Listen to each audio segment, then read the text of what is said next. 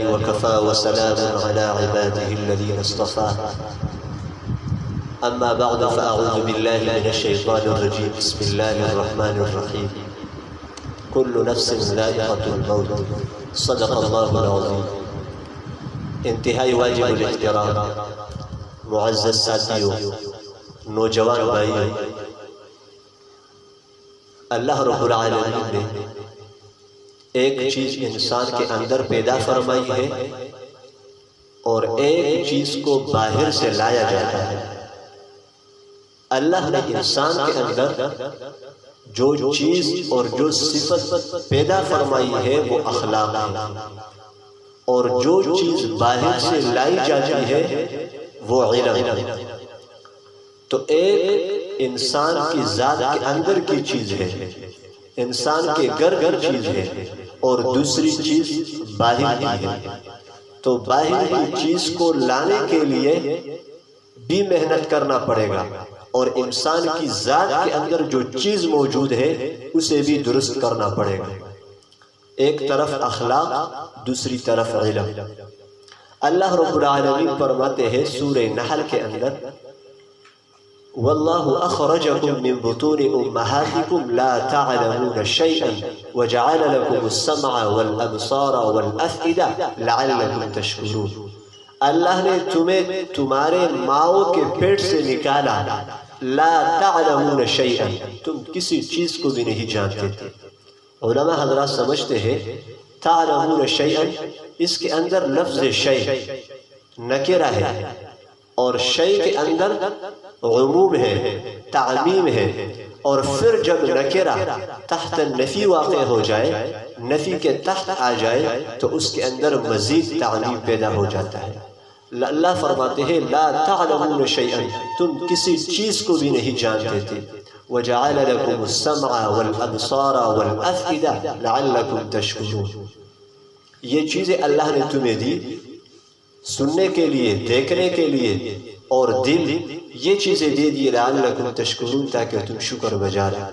انسان جاہل مطلق دنیا میں آیا، جاہل مطلق، نہ سفید کالے کی تمیز اور نہ اچھے اور برے کی تمیز، نہ حلال اور حرام کا پتہ، کچھ علم نہیں تھا، جاہل مطلق پیدا ہوا.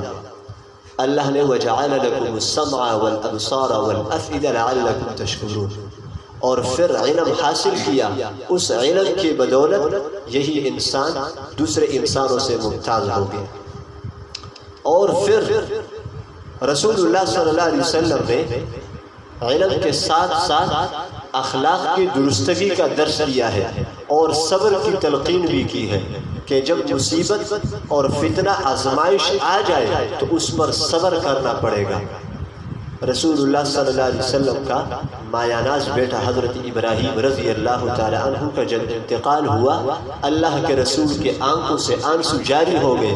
صحابہ نے عرض کیا اے اللہ کے رسول، آپ تو ہمیں صبر کی تلقین کر رہے ہیں اور آپ خود رو رہے ہیں، کیا وجہ ہے؟